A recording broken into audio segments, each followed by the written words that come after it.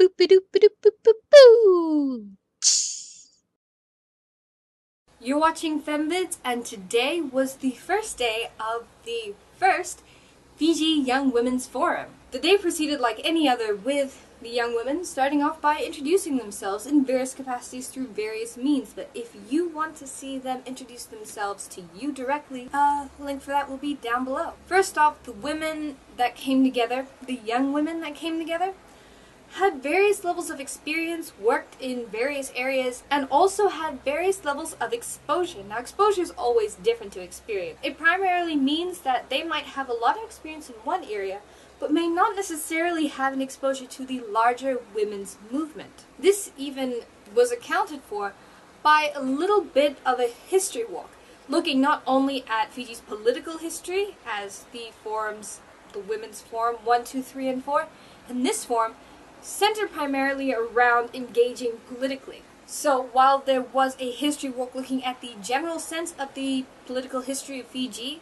there was also a little look at her story of Fiji's politics, which was identifying some of the women instrumental as well as some of the events in Fiji's political history that were driven and brought about by women. This includes various things such as the founding of the Fiji Women's Rights Movement, the Fiji Women's Crisis Center. There was also mention of the Blue Ribbon Peace Vigil, of which FemLink Pacific originated, as well as accounting for things such as in the prehistory, which is pre-independence, like the women that came through the YWCA of Fiji, and also taking a little bit of a look at the anti-nuclear movement, which was around post and pre-independence. The history walk also gave the young women present something that they don't quite get anywhere else: actual learning about political history.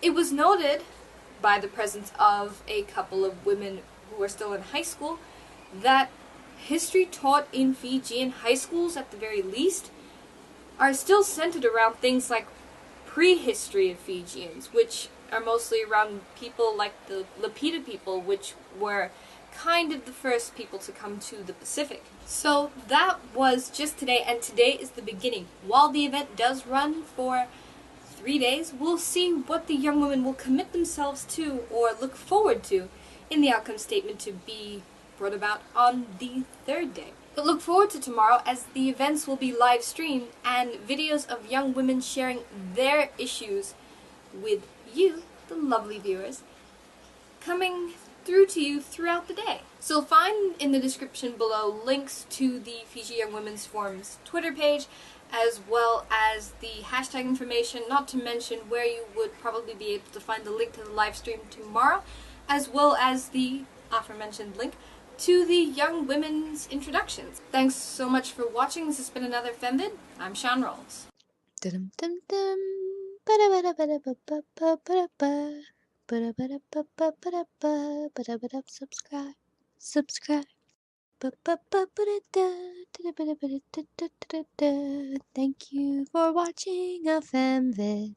Boop-a-doop-a-doop-boop-boop-boo! You're watching FemVids, and today was day 2 of the Fiji Young Women's Forum. Now, as with the traditional sense of what the second of 3 days means for a forum, there was a lot of panels. Lots of panels. That's not necessarily a bad thing. It was in fact a good thing, and sparked a lot of debate among the young women, in particular around temporary special measures. For a lot of the young women, the idea wasn't necessarily new to them, but the forum providing a space for the kinds of discussions that they don't typically have meant that they had a lot to ask and a lot to say. For example, the trans women were wondering if the temporary special measures would extend to them as well.